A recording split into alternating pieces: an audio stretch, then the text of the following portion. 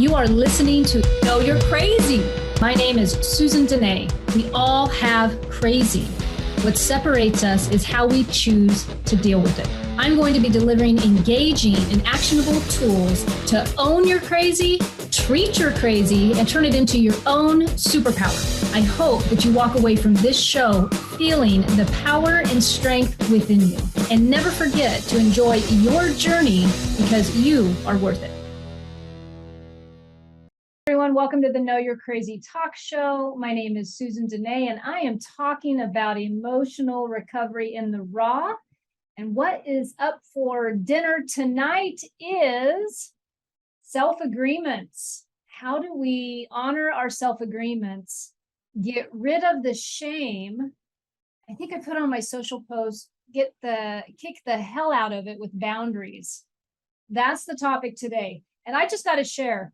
Dude, I woke up on fire today, just on fire. I don't know if it's the new keto diet. I don't know if I slept better last night, but I got to tell you, I was listening to several inspirational mentors that I personally follow online today.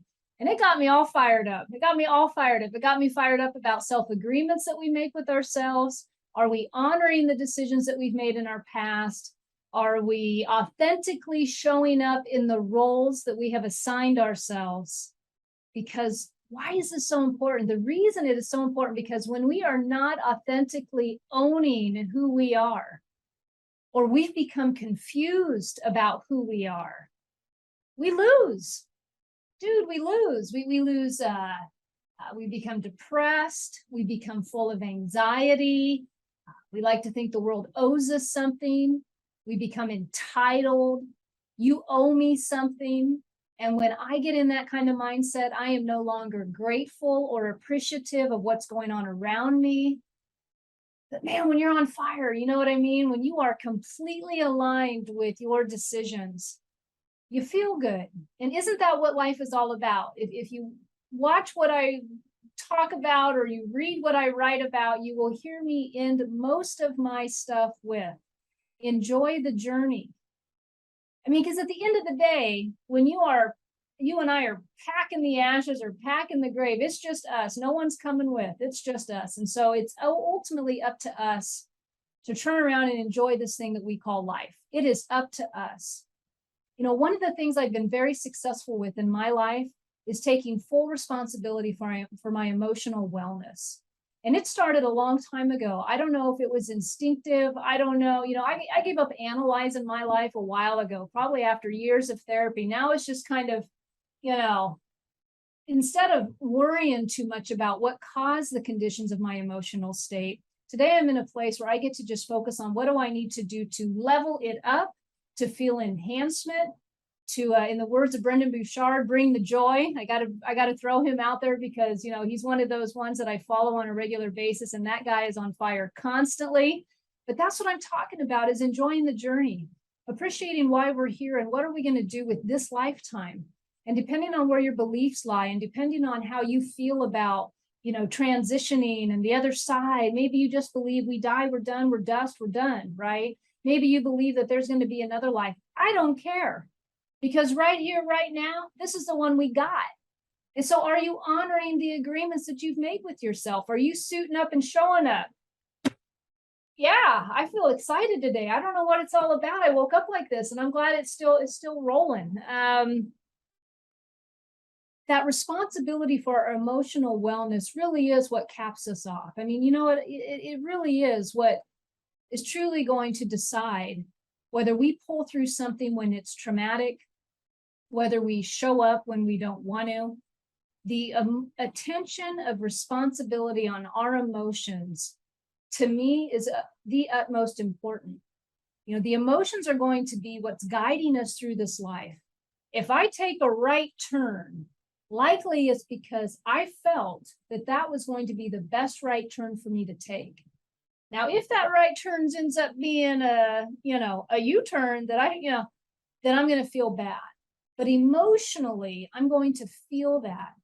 Either I'm going to feel regret, or my emotions are going to be filled with anxiety or something if it's not honoring the decision I made.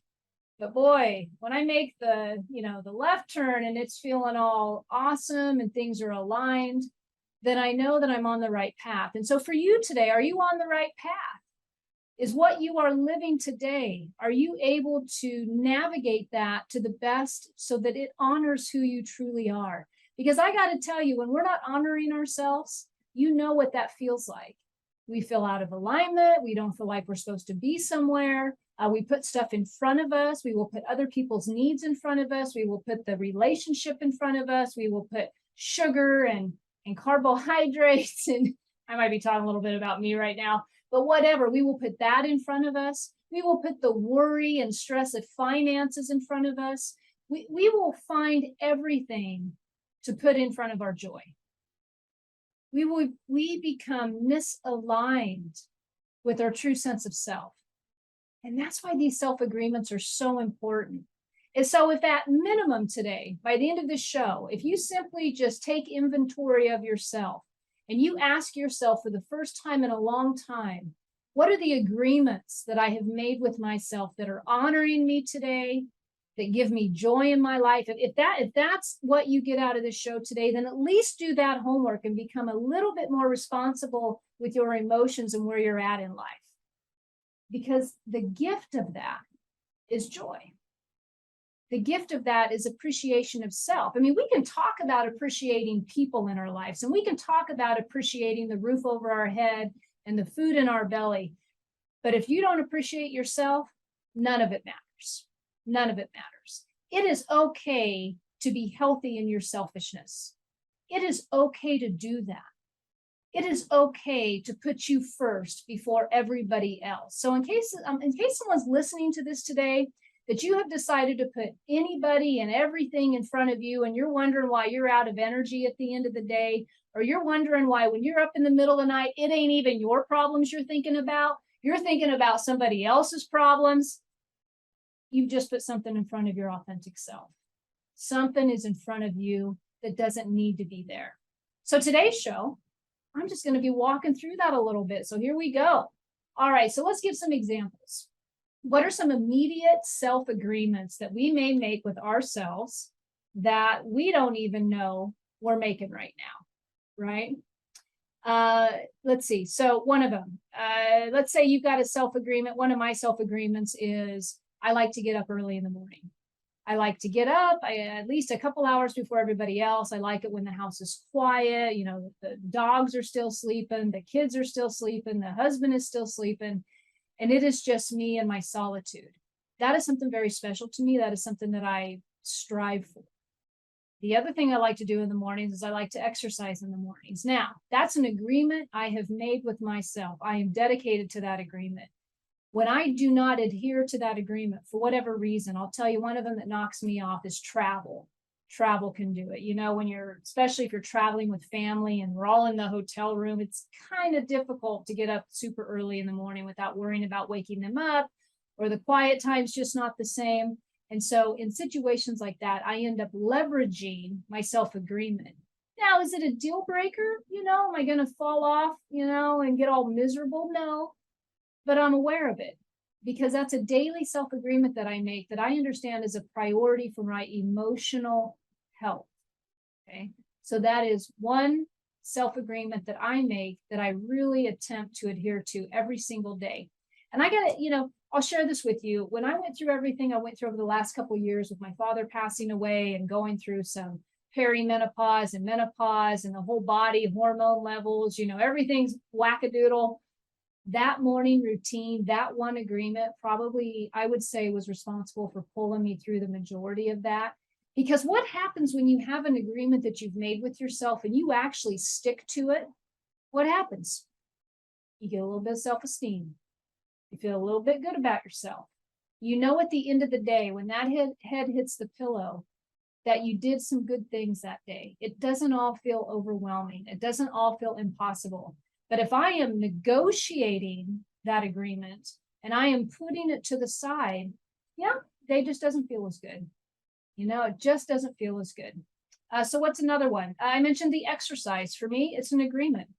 Don't always do it perfectly. I will say getting up earlier and sitting in solitude is a hell of a lot easier than getting to the gym every morning or forcing myself. Yet, over the last 7 years, I would say I'm about 70 to 80% consistent on it. And it is a game changer when I actually make it to the gym and I do a full workout. I feel good. Don't you feel good when you go to the gym? I mean, I don't think anybody can say they left the gym feeling worse about themselves. Or you can say you feel worse about yourself after you went for a walk, that you didn't feel like getting out the door. But then you go for that walk. My husband will come home from work and he'll say, "You want to take the dogs for a walk?" I usually don't. I don't ever want to walk my dogs. Call me, horrible. I don't care, but I don't. Yet, based on him asking me that, it gets me to do it. And I've never once returned home with our pups and thought, "Oh, that was horrible." I haven't ever had that experience. I experienced the walk, the fresh air. I like to watch the dogs do what the dogs do. And I enjoy time with my husband. And so I come home and I feel refreshed. So, all right. So there's a couple examples. Exercise, morning routine for me is a self-agreement. What's another one? Another agreement. What do you do for a living? What do you like to do professionally? Sometimes that changes, and this has been a huge story of mine over the last couple of years. And anybody who's watching this has been with me on that journey. Thank you, especially my husband. Thank you for that, and my kids, and some of my mentees, and everybody who's been by my side. Because sometimes when we are going through a transition, like professionally, where we're not quite sure if it's what we want to do anymore, and our agreements are starting to kind of change. But we really have to ask ourselves, am I content doing what I'm doing?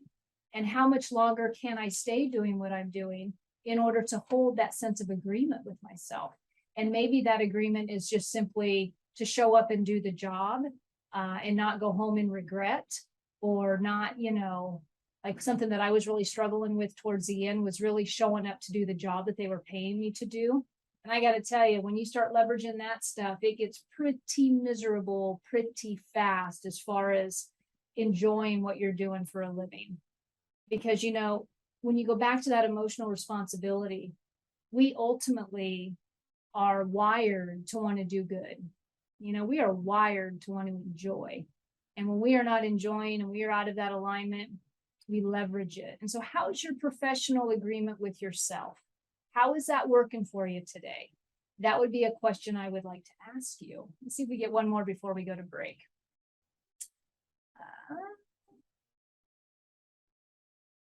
I think relationship agreements, and you've heard me talk about this one a little bit, and then we're going to take a short break. And when I come back, I'm obviously going to expand on this topic. The relationship agreements that you have in your life. My self-agreement with myself is that with my relationships is I want to make sure that I'm showing up in a loving and caring way. Because when I get dissatisfied or I become overwhelmed, I can become distant, I can become grouchy, I got all those kind of things going on. So what is your self-agreement with your relationships? As usual on this show, I'm going to talk about the 4 key areas: finances. What are your self-agreements financially? Finances, career, relationships. Oh, I'm forgetting the 4th one. I always forget the 4th one. I should just put up a sticky or something. Anyways, we'll come back to it. So we're going to go to break real quick, guys.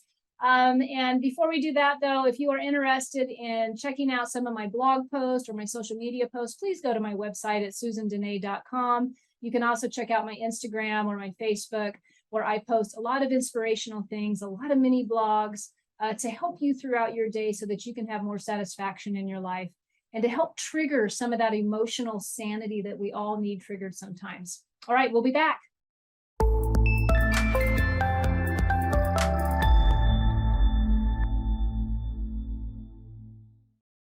Hey everyone, this is Susan Denee. Welcome back after break to the Know You're Crazy talk show, where I am talking about emotional recovery in the raw. As always, today though, I'm talking about the importance of self-agreements. The agreements that we make with self that really aligns us with our highest self. The catch to those agreements is when we're feeling like we need an upgrade, or we're feeling tired or overwhelmed. Often those agreements are the same agreements that we negotiate. We then realize we are not feeling good after a while, or we're fine, I'm fine, everything's fine. but we're not ecstatic. We're not happy. We're not joyful. We're not playful, but we're fine. You know, if that's going on for you, it might be time to take a look at the agreements. In the first part of the show, I was talking about, or I shared actually, how I was just on fire this morning. I was working out, I was listening to some inspiring speakers online. And one of the speakers really hit home with me. And I'd like to share this with you because the reason, sometimes what inspires us in the moment is directly related to a recent experience that we've had. And that's where this one really hit home for me. And what they were talking about was the importance of really owning our identity. And I hit on this before we went to break in the first segment about how important it is to really look at our life and say, what is my identity today? I've shared about this in the past. I've talked about when your identity changes with your roles.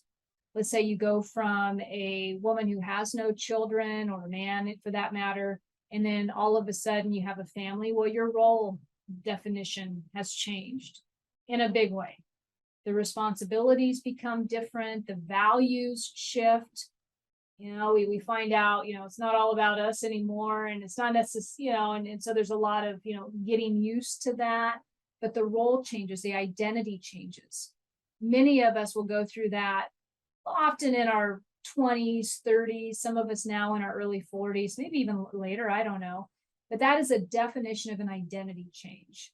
One identity change that I went through was a career identity change where I was one role from my early 20s all the way up until a few years ago, mid 40s.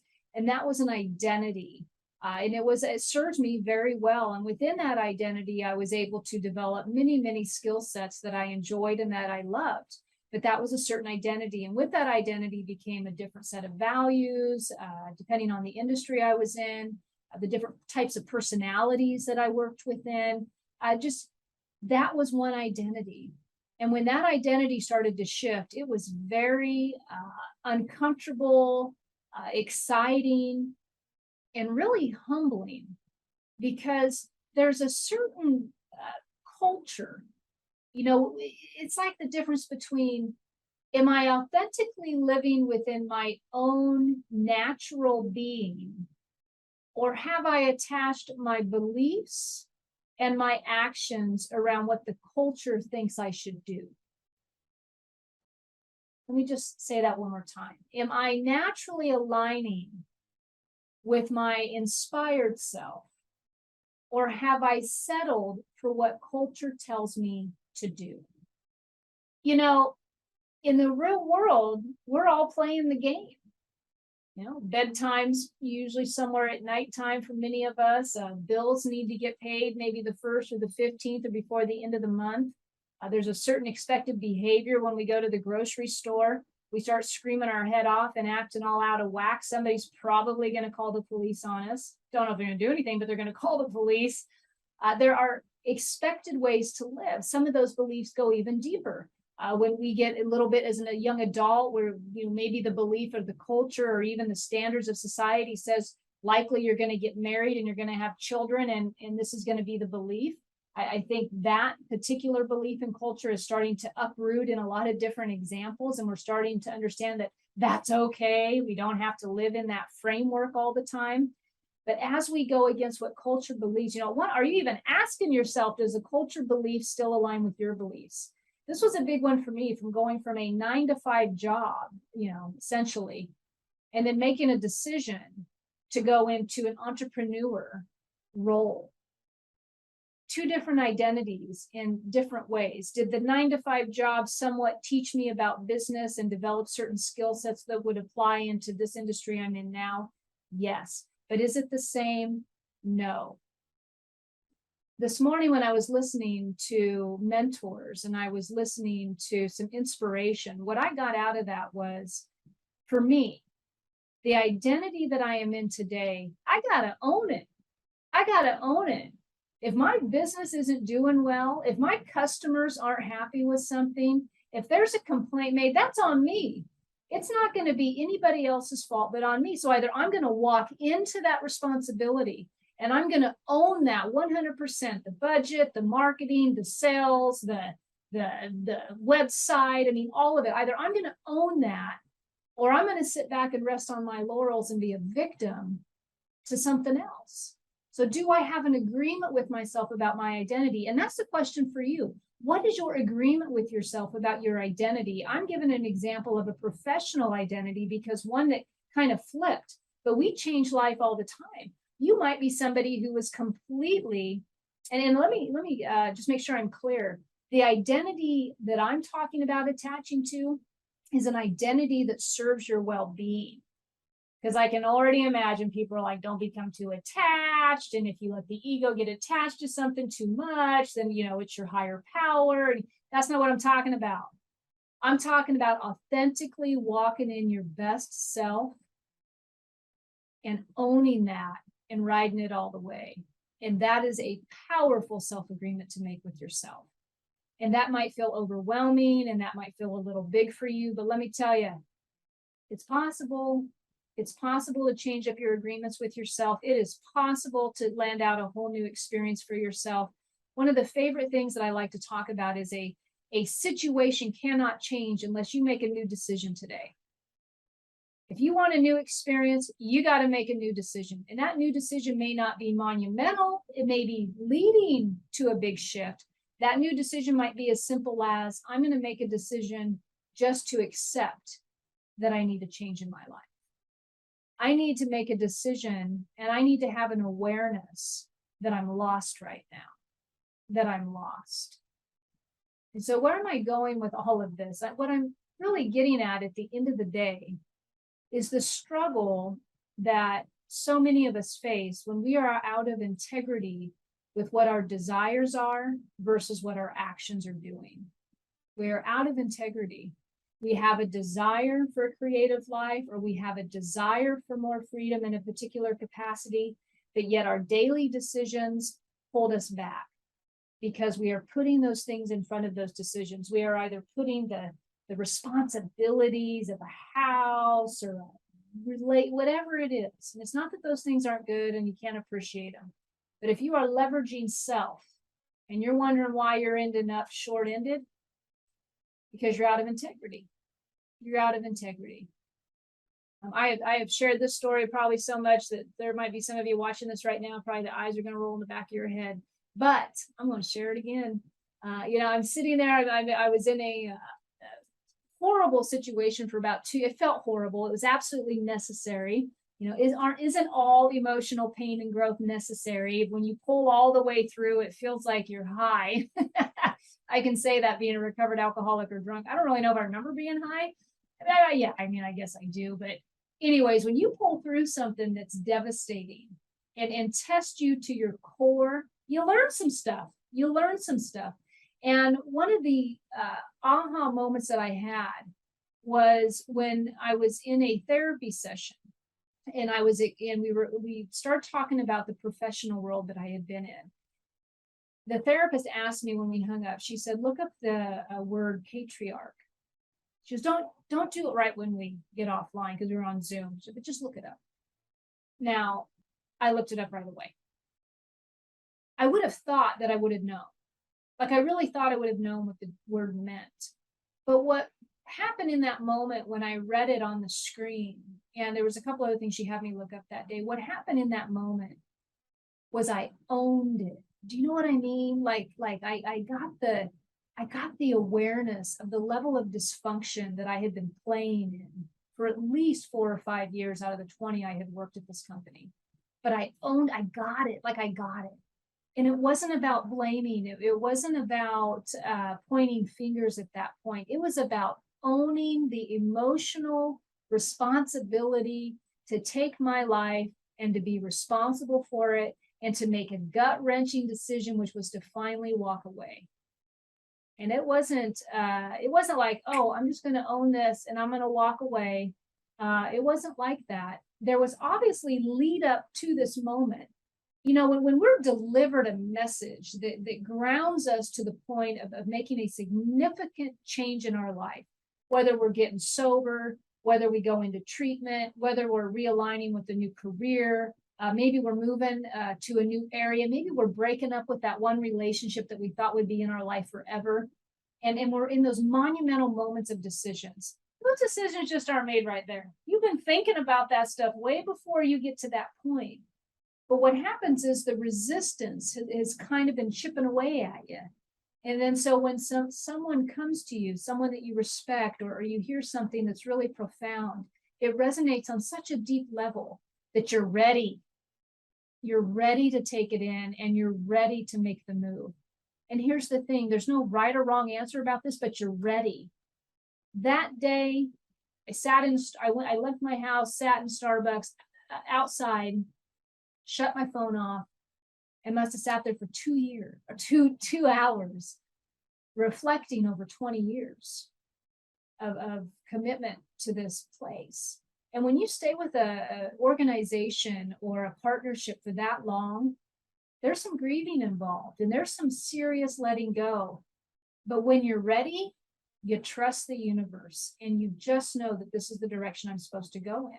Because anything else at that point, when the clarity has been put before you so powerfully that you can no longer deny it, when you are in that space, if you violate the self-agreement that is telling you it's time, whew, you are going to be one miserable individual. You are going to be one miserable individual, because the amount of shame that will start to click in, if it hasn't already been huge, right? Because before I got to that moment that day, there had been many examples before that where I felt like I was leveraging and I wasn't authentically showing up to be myself. There were many incidences of that. And so why is it so important when we get to that space to really honor it? Well, here's why. 1 second here. Let's see. I went ahead and taped these up here so nobody would be peeking. So when this is going on in your world, all right, where you're having these conversations with yourself, and they look something like this. They say, I want to, maybe for me it was, I really want to leave this job, but I don't, because I got to pay my bills and I've got these responsibilities, and how's it going to affect everybody else? And what if it's a mistake? Oh my goodness, what if it's a mistake? What if I leave and I can never work again? Oh my goodness, are the bill collectors going to start calling? I mean, we will future that thing out. I don't, because so what happens is I'm out of integrity. And what happens with being out of integrity is we get this horrible feeling of shame, because everything we're doing at this point is no longer authentic to us. Everything we're doing is backwards. And so what happens when you have a large area where you are lacking in integrity? This can be your health. Perhaps you're overweight. Maybe it's obesity. This can be debt. This can be financial ruin. Maybe you're a professional, you've become a professional debtor. And I don't say that in a judgmental way, but that's just what happens. We become so used to being in debt that we just can't dig ourselves out. We filed bankruptcy a few times, but our management skills around money it's just not good. It's unhealthy. It's unmanageable. That might be your mountain right now. But as soon as we start getting into those situations where we are completely out of integrity, guess what happens? Well, when the finances are out of integrity, I'll just use this one for example. When the finances are out of integrity, and it's to a level or a magnitude that we are constantly, worrying about it, or we're leveraging, what we pay for something at the store versus what we don't want to pay, or we buy something and we immediately feel guilty. You know what I'm talking about if you've been here. You feel guilty, or, oh my goodness, what if I have to put this on a credit card and it's just one more piece of debt, and then you're feeling guilty about that. Okay.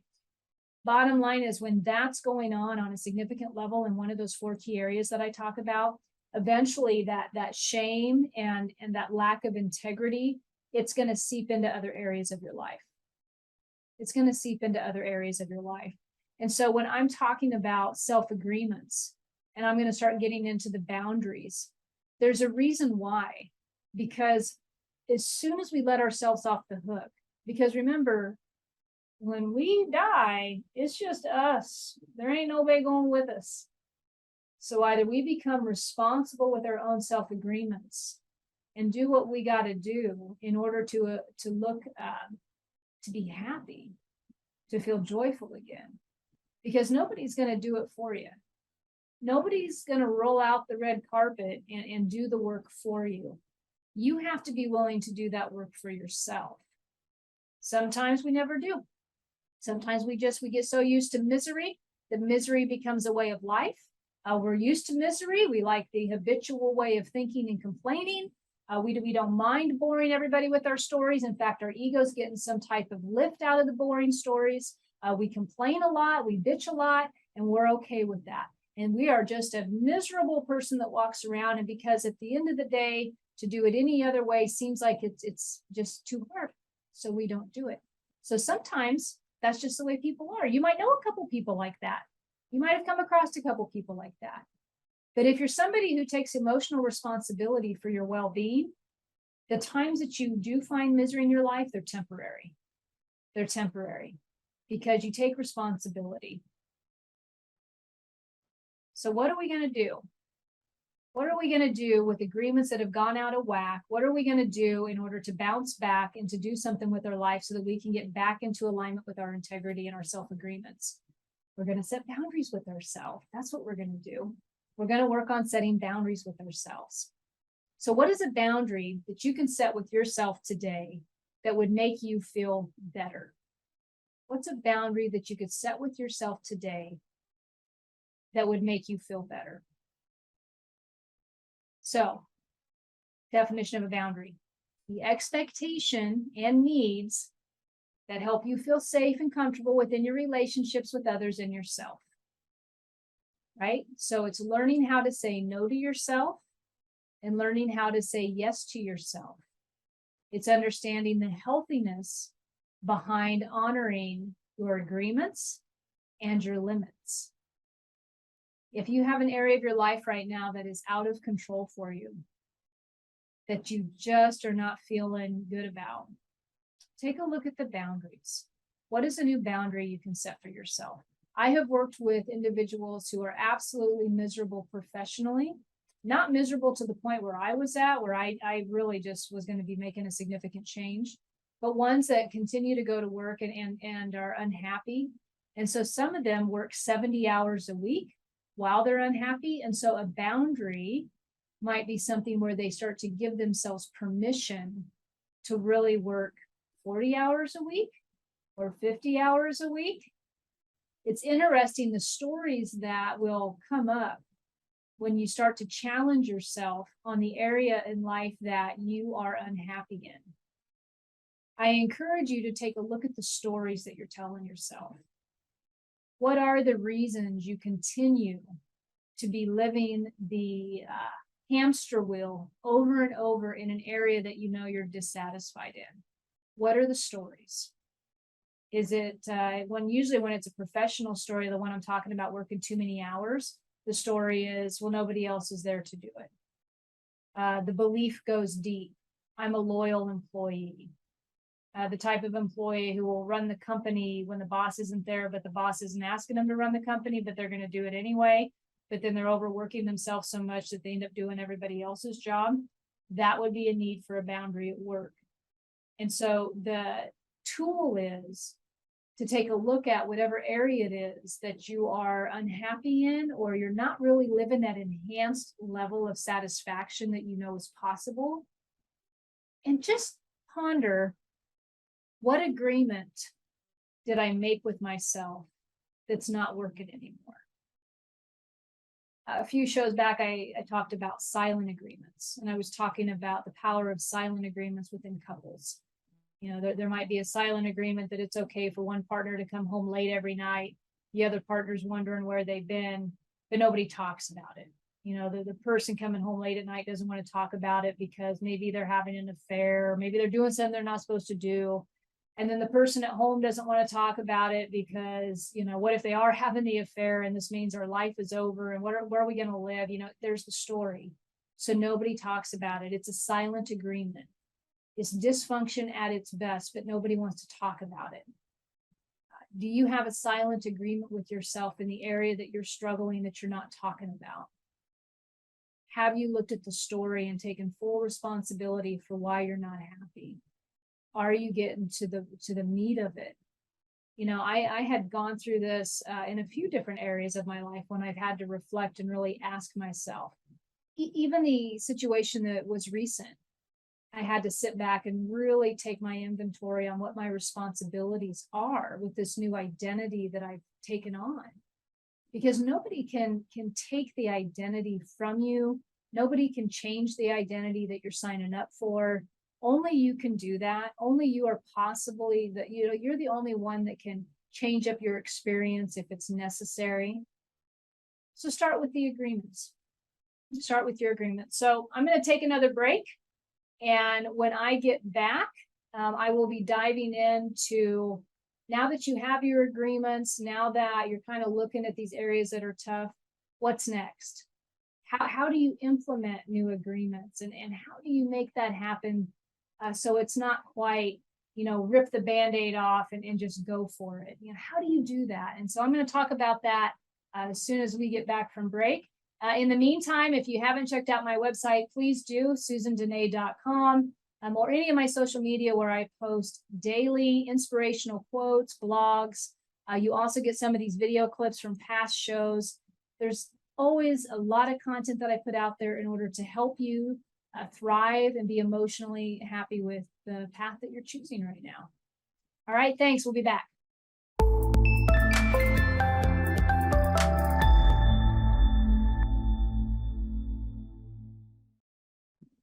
Hey everyone, this is Susan Denee. You're watching the Know You're Crazy talk show, where I am talking about self-agreements today. What are we doing? Are we making agreements with ourselves? Are we living by our agreements? Are we honoring our agreements? When we honor our agreements, we are in our full integrity with our best self. That's when we feel like we're on fire. We can do all kinds of stuff. We're joyful. We're energetic. What was the word I read today? Anyway, it don't matter. I'm going to not remember it. But that's when everything just feels just fantastic, when we are absolutely aligned with our integrity. And we get there in all kinds of different ways, right? So today I'm talking about the agreements that work for you, but more importantly, the agreements that are not working with you. And as much as I would love to focus on positivity all the time, my goal as a teacher and as a trainer is to help you when you're not feeling in that flow, when you're not feeling ecstatic. How do we get back on track?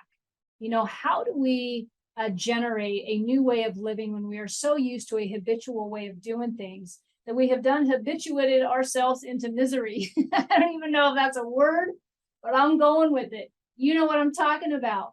The habits have gotten so out of control that now you can't pull yourself up out of it. My job is to help clients and to help you find ways to do that. It's not overwhelming and big, because I got to tell you, baby steps are what it's all about. It's all about baby steps. And the reason why is because there's this word, and it's called accomplishment. The feeling of accomplishment. And we have to minimize and redefine what we think an accomplishment is when we're in a state of constantly feeling down on ourselves, or we don't feel like we are enough, or life feels hopeless in a way, like everything feels impossible. Take a look at what your definition of accomplishment is. So I'm just going to write it on the board.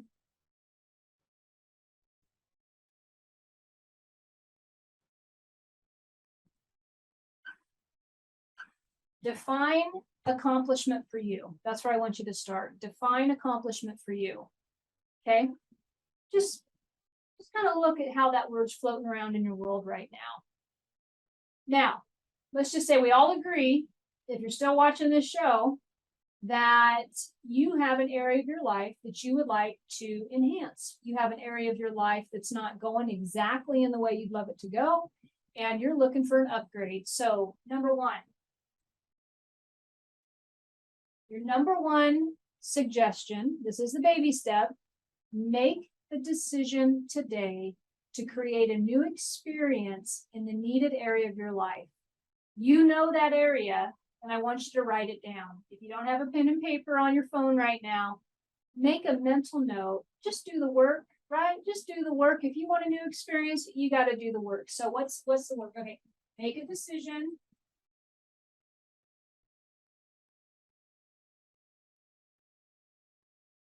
to have a new experience. I'm not telling you to figure out how to have the new experience. I'm simply saying, make a decision to have a new experience. That right there was a huge moment for me. I had health stuff going on. You know, my dad had died. I was borderline depressed. I couldn't get up, and it was a tough spot. And I was listening to Dr. Joe Dispenza, and he was being interviewed by somebody, and he was talking about the powerfulness of making a new decision. And my words to add to that are, you got to break the pattern. You got to break the pattern. And the only way to break the pattern is the very first thing you got to do is be willing to make a new decision to change it up. You got to make that decision. And it's just simply, you know what? I'm going to make a decision to change how I've been doing this. I'm just going to make a decision. I don't know what it looks like. I don't quite know what I'm going to do, or it feels really overwhelming, but you know what? I'm just going to make the decision to change it up. Just from now on, I'm going to set my intention to change this. Okay. Now, number 2, you've made your decision for a new experience. Let's say it's in, I'm going to do a real common one that we can all relate to. I'm just going to go with health. Okay. Remember, you got the 4 key areas. Health is the one I forgot earlier, by the way. Health. Let's just say it's health because we all relate to health. So what are like 3 small changes you could make to have yourself feel better about your health? Just 3 small ones. And so let me elaborate a little bit, because I don't want you to think I'm going to say, you know, go run 10 miles tomorrow. That's not it. But 3 small changes. So why are they small changes? Why am I not telling you, you know, go sign up for a new Nutrisystem plan that's going to cost, you know, several hundreds of dollars, or, you know, whatever, just, you know, go get some surgery. Well, why am I not saying that? Because I want you to experience the sense of accomplishment that comes with just small changes. You know, tricking our brain into doing something new, there's a skill to that. There's a skill to that. What is something that you could do to start in the health category? I'll give you one. There's one that I started doing 7 years ago. I just simply set out some workout clothes in the morning in the living room because I didn't want to wake nobody up. That's all I did. That's it. I just set out my tennis shoes. I set out my socks, my workout pants, my sports bra, and my sweatshirt. And I just set it out in the living room. Didn't say I had to go to the gym. Didn't even say I had to put the clothes on. But I had made a decision to change up my health. So, first step I made was to simply set the clothes out. Another one that I made, and this is a great suggestion for whatever area you decide to make a change in. Another small change is every day I just started seeing myself at the gym. My health journey was I wanted to get to the gym to lift weights. You know, I wanted to live, you know, till a grand old age, but I didn't want to be weak and decrepit and all that when it happened. So I made a decision that I wanted to get back to the gym, but I wasn't aligned yet to get myself there. So I had to start tricking myself into ways to get there. So I made the decision, and then I started in with some small changes. When you start to experience the sense of accomplishment with the changes that you're going to make, what happens is you start feeling better about you. What happens is you begin to build momentum. When the momentum begins to become stronger and stronger and stronger, the small changes end up turning into larger changes that no longer feel overwhelming. They no longer feel like you're not going to be able to accomplish it. Everything starts to feel possible. Another small change in the health category: go to the store and buy one healthy food. You might think that sounds funny. A lot of us are like, oh my goodness, I'm going to go to the store. I'm going to load up with the greens, and I'm going to load up with the organics. And then I was just talking about MCT oil. I'm going to go load up on the healthy fats, or, I'm going to look for all these things. No. Just simply give yourself permission to just go buy one piece of organic fruit, maybe, or keep it small, keep it doable, that allow yourself the capacity to feel accomplishment in whatever area that you're wanting to change it up. Another fun suggestion, learn a new recipe. So none of this is saying, set a goal, you're going to lose 50 pounds by Christmas. That's not what I'm saying. None of that. Because if you're in a spot in your life where it's just not working, then staying out of the all or nothing mentality is going to be really important if you want to find some satisfaction and some momentum in a change. If it's a professional hiccup that you're on, like you're just ask yourself, what would I really enjoy learning about? It doesn't have to do with your job at all. Just what would you like learning about? What are your interests naturally drawn to? If you were to go take a class on that, would you find some satisfaction in that? If you were to learn something on that topic, would it make you feel good about you? Would you really enjoy that time?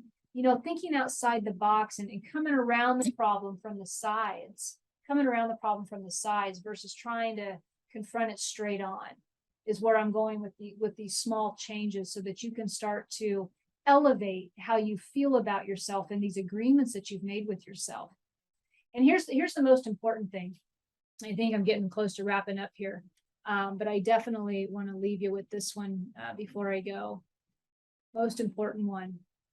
If you can afford, when you make a decision to change it up, and let's go with the health. Honestly, we could do relationships, we could do all kinds of things. If you can refrain from the social media aspect of comparison, what they do is they call it, and I'm just saying social media because that's like the easiest place for us to do it. But trust me, we can compare ourselves in AA meetings. I've had people in AA brand new, where we're sucking wind and we sound like a train wreck, but we're so afraid we're not going to sound like the person in the room who's got 30 years sober. Obviously they've been doing it for a while, but we will compare ourselves, and then we will, degrade ourselves for not having this, speaker, skill set yet in the rooms of AA. Makes me chuckle. But we do this. We will compare ourselves everywhere. Go to the mall and be comparing yourself to what somebody else is wearing, right? And every time we compare, we feel less. And so this is avoiding the social comparison theory. And the social comparison theory is simply we measure our well-being not by how we feel about us, but how we are comparing our lives to other people. In my generation, I was raised in a house where my mom and dad used to talk about, you're just trying to keep up with the Joneses. It was like this saying where, comparing yourself to other people, and good luck with that. Because like I said, here we go again, at the end of the day, when it's time for you to, leave this beautiful earth, it's just you. All those comparisons and all those people you've been looking at ain't coming with you. So it's going to be more important about aligning with your best self, and quit trying to align with their best self. You know what I mean? Like, isn't it kind of funny how we do that? More worried about what they're thinking. It's kind of like when I was saying, if you're more worried about other people's problem in the middle of the night than you are about yourself, you might have some codependency things going on there. Just saying, what is the agreement you're making with yourself? All right, guys. Well, I'm about ready to wrap up today. Hopefully there was some content here today and some education that helps someone. If you're looking to take a deeper dive into your self-exploration and you're somebody who's willing to do the work, reach out to me. I'm a very direct coach. I love helping others. I love appreciating authenticity. The more honest and more real you are, the more work and success you're going to have. Not even work, the more success you're going to have.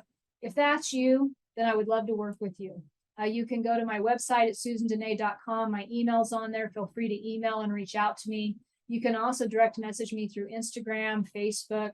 But once again, feel free to check out my social media accounts. There's a lot of inspirational content on there, free. My YouTube is free. There's, just wanting to give back and help people rise to new levels. It's a passion of mine. And, it was worth a new identity. It was worth a new identity with everything that came along with it. All right, guys, you have a blessed evening. Enjoy the journey. You are worth it. And that's a wrap. You have been listening to Know You're Crazy. Crazy. And my name is Susan Denee. We are identifying, understanding, and treating your crazy one episode at a time. Tune in to transformationtalkradio.com. To connect with me or Growth Spurt Your Life, please visit susandenee.com. That's Susan Denee, DENEE.com.